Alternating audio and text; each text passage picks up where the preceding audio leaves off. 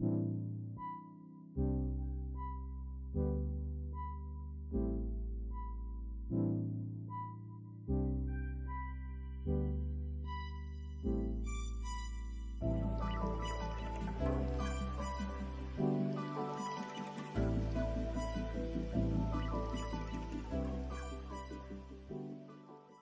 Foxy, it's your birthday. Not for real, just for play. This is Cree Summer, and Moana Nui will be right back.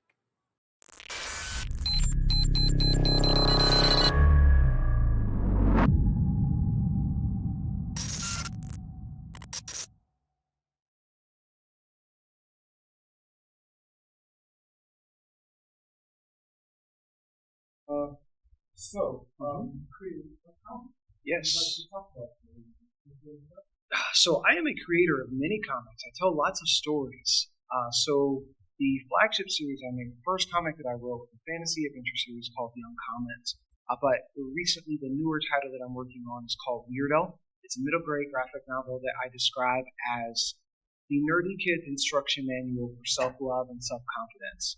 So it's a graphic novel memoir that explores my perspectives, overcoming depression and anxiety, and learning how to love who I am at a time when it was really hard for me to do that. At a time when I really wanted to be normal, when all I wanted was to be the normal kid. I didn't want to be weird at all. There were some things that I wish I knew.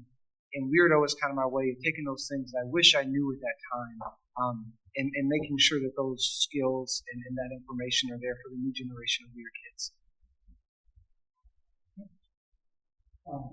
You talked about Weird Enough Production. Yeah. So Weird Enough Productions is the Tony Weaver equivalent of Odd Future. That's how I describe it. So you think about how Tyler, the creator, kind of founded Odd Future out of this deep desire to tell stories, a desire to own those stories, and a desire to create an institution that would let those stories ascend in the future, right? So for me, Weird Enough is my execution on that dream. I think that diverse stories have the ability to change the world. So Weird Enough is a place where we create original, diverse stories, right now primarily in the form of comic books, and we partner them with really high-impact educational and community programs and initiatives. Stories save my life, so Weird Enough is my way of creating stories as a way to save people. So we produce our own content, and we take that content and connect it to really high-impact curricula, community programming, workshops, and things of that nature. We've impacted over 2 million young people across the U.S. in the last 2 years. And being CEO of Weird Enough is the only job I've ever had. So I think it's going okay. Cardinal from Planet Politics. So I'm fairly new to your content. Yeah. I've seen that. So like you, I'm feeling the style and very knowledgeable. So I have to ask, what is your education? So I went to Elon University in North Carolina, and I got 2 degrees. One is a Bachelor's of Fine Arts in Acting, and one is a Bachelor's of the Arts in Strategic Communications. Because my idea before I started Weird Enough when I was in high school, I really wanted to be an actor. I participated in the August Wilson monologue competition. And August Wilson is a playwright. His whole story of embracing his culture and the unique stories of his people as a way to make himself competitive in the creative space is really engaging. So I wanted to be an actor. And I got accepted into the program. Elon accepts 16 acting majors a year, so I get into the program and I tell my mom, I'm going to be an actor. I'm not going to be Jordan. Better watch out, because as soon as I graduate, your career is over, bud. It's all me. It's me. It's gonna be Tony Weaver Jr.'s industry. And my mom said, that's cute. That's real nice. It's real cute. What's your second major? I said, second major. He said, well, I'm not paying that much for acting. You can go do that, but you're gonna have to double major in something else or minor in theater. At the time, I was really upset. I was like, Mom, don't you believe in me? And my mom's like, I do believe in you. I believe in you so much that I believe you can go get 2 degrees instead of 1. That's how much I believe in you, son.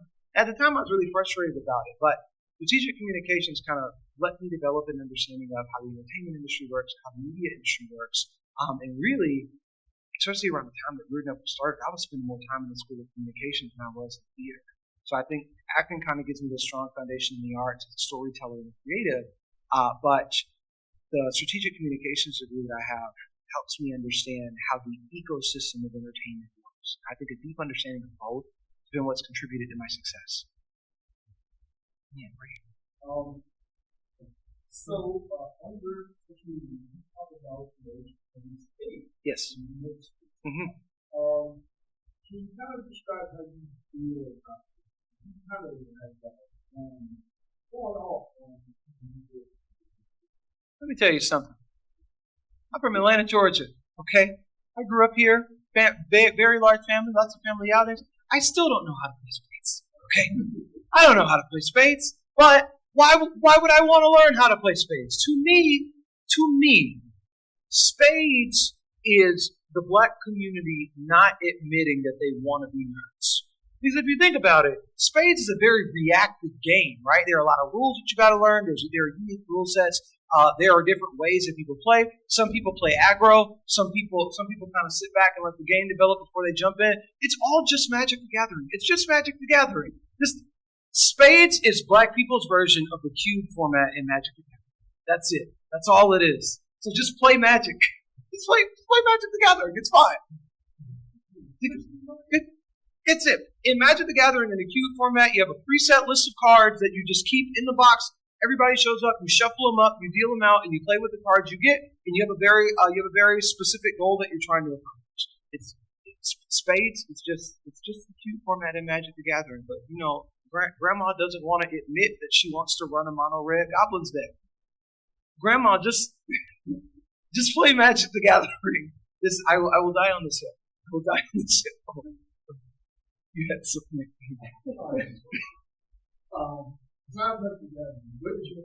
What would you say? So when I think about my family, so it's interesting. I don't have a blind allegiance to any particular IP. So there are stories that I like I really like Eureka 7. It's produced by Studio Bones. Mega Man Battle Network, that specific iteration of Mega Man is really cool to me. But I think the thing that gets me fired up is anytime somebody's telling a story. If you're making something, I'm trying to see what you could.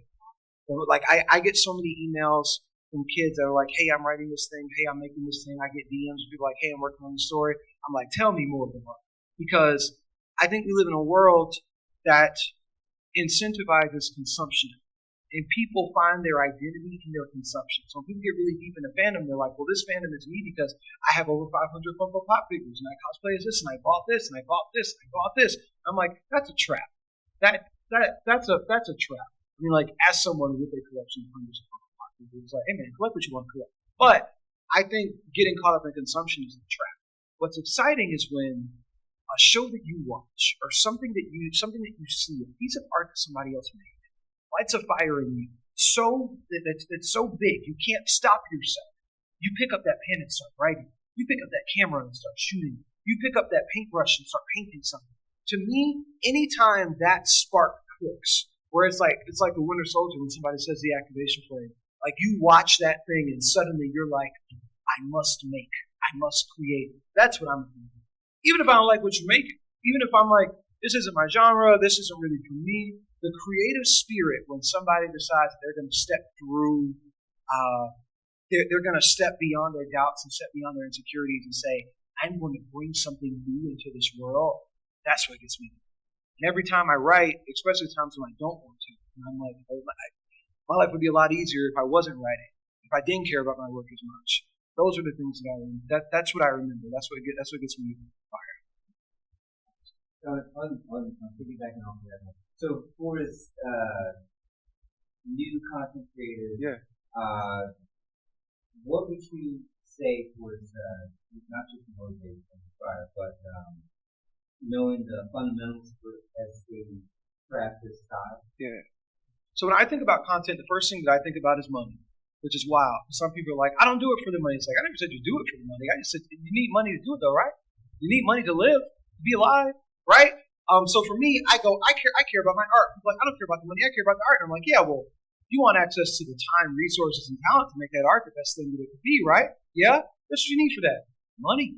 So if you care about the art, you need to start caring about money. It's what you need to do. So anytime anybody wants to make anything, they want to do anything. If you want to do something for a hobby, sometimes people feel this pressure to make their hobbies into side hustles. I don't feel like that's particularly productive. But anytime someone wants to do something, they say, full time, I want to do this. This is my job. This is what I want to spend all my time doing. Cool. How are we monetizing? Before we think about what we want to make, before we think about our perspective, before we think about anything that we're going to do, how are we monetizing?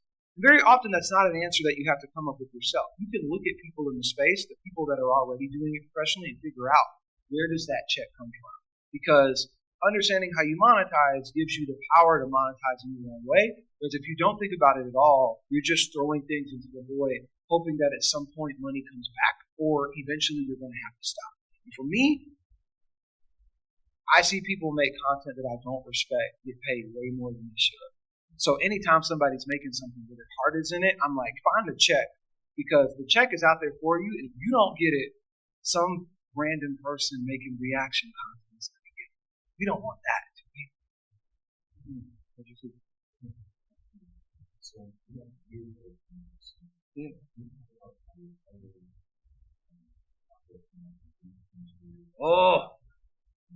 Oh, you've been paying attention.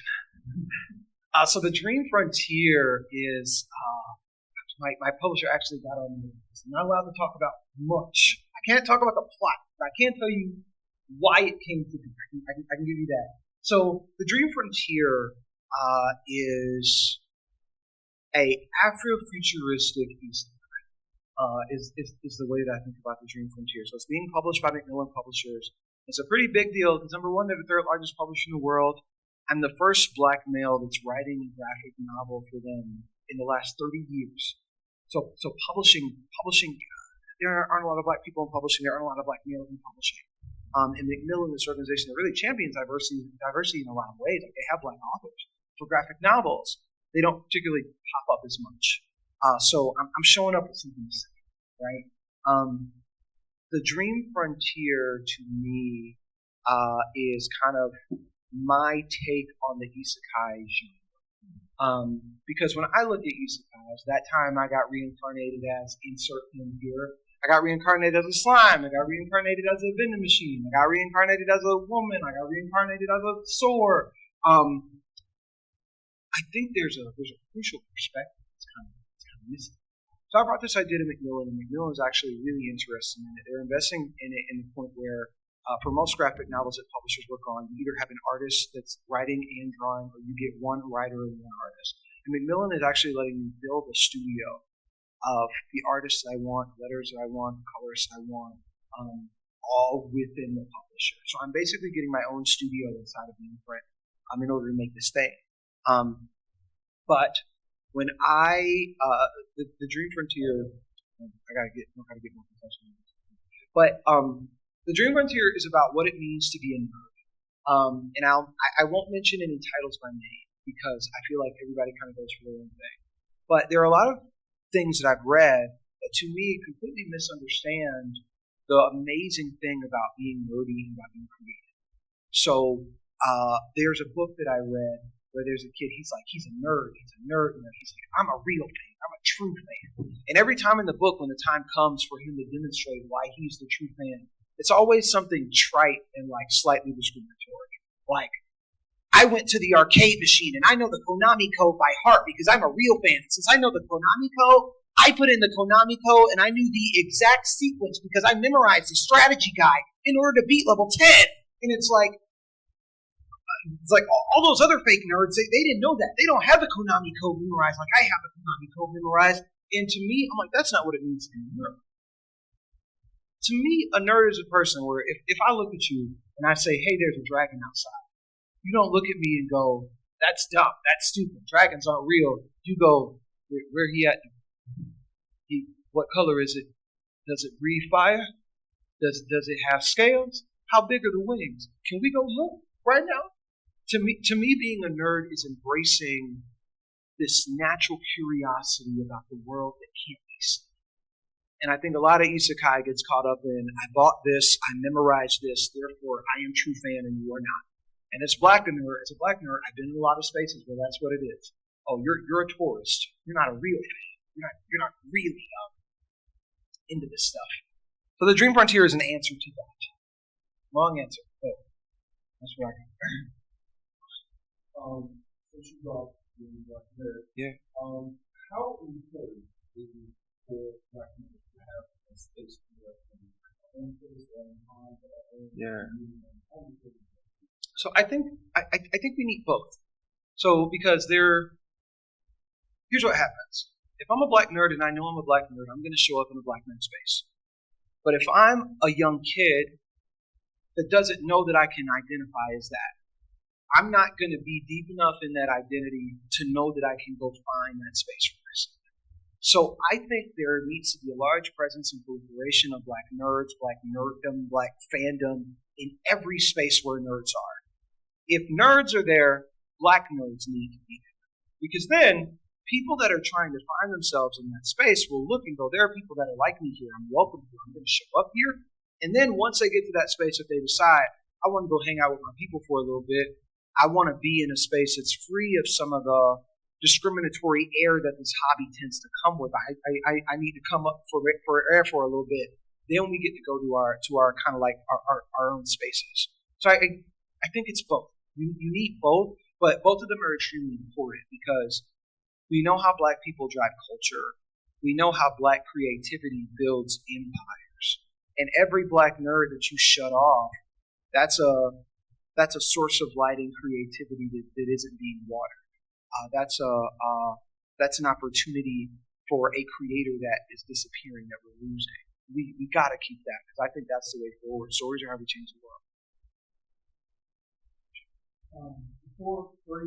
Yeah. So I felt really good because one of my heroes I looked up to is Donald Glover. And Donald Glover was on the Forbes show when he was 27. So I really, really wanted to be on the list, right? But the funny part is nobody told me that I was on the list. Like Forbes didn't reach out to me or like send me a congratulations or anything. I started getting text messages like, "Hey, great job." I was like, "Who? Send me the link." No one told me a thing. So I'm happy about it. But I also think that in many ways, of course, are even further my obsession with getting there was rooted in this idea that I had in the back of my head that if I didn't get it done and accomplish it before I was 25, then my life was basically over. That if I didn't do it, if I wasn't like the first, the youngest Black, that like none of my accomplishments mattered. And it led to me kind of speed running a lot of parts in my life where I should have just been breathing easy and being grateful for where I was and enjoying the space that I was in. So I'm trying to reconcile both right now. I got a lot of stories to tell. I got a lot of stuff I want to make. I'm also trying to enjoy where I'm at and acknowledge that things come with time. Okay. So we've been doing that for a while. And the platform that we're talking about. Yeah. What is your plan for if trying to get me in trouble? I think so. I mean, full disclaimer. Like TikTok's my biggest audience, and also I was one of the creators that was selected by TikTok to go to Capitol Hill, in order to talk to like local representatives, Congress people. I'll put it to you like this: whether it's TikTok or anything else, I care about technology and I care about safety. Remember, my degree's in strategic communications. I do a lot of exploration around how media consumption and media content impacts people. If someone were to say to me, "Tony, we have a solution to the ways that young people are being radicalized, othered, and negatively influenced at scale via social media platforms," I would go, "Do it, please. And I don't care if it hits me in the pockets. I don't care if I lose money from it. I literally don't care. If it's going to help them, do it." I don't think a TikTok ban does that. That's the place that kind of promotes beef with me. I think anything that we are criticizing TikTok for, it's certainly not an app that's above criticism. Anything that we are criticizing it for are things that we can criticize multiple other platforms for, and it feels like if you cut your arm and someone took a Band-Aid and they put it on the other arm, you're like, we're hurting over here. The places where shipping's to happen over here. And I want people to focus on that. I don't feel like banning TikTok particularly does anything, right? It's like, do I want it to get banned? No. I like for it to say, I've seen it be a voice for people who haven't been able to build audiences traditionally. And I do think there's something magical about the community there. All communities there, but especially the one that I've been able to build. But I don't think it solves the problem that we are being told it solves. That's my feeling about it. We have time for one more question. Okay. Do you all have anything? Okay. I can try. So how do you Well, I think that talk is kind of become my calling card. People know it. I think it's created a lot of doors and opportunities for me to go talk. And the funny part is, it was a TEDx talk. I haven't done my Big Daddy TED talk yet. So I'm hoping I get that phone call soon. But I think that talk kind of put me on the map in a variety of ways. It was kind of my way of letting people know who I am and what I stand for. And even now, there's people like, oh, tell me more about your organization. Tell me about watch the TED talk, and then come hang out with me, and I'll answer any additional questions that you have. But it's a great way of introducing people to me, my story, my work. And at the time, I hadn't even started writing Rulo yet, and comics was still very much in like a conceptual phase. So it's beautiful to see how much I've grown since then.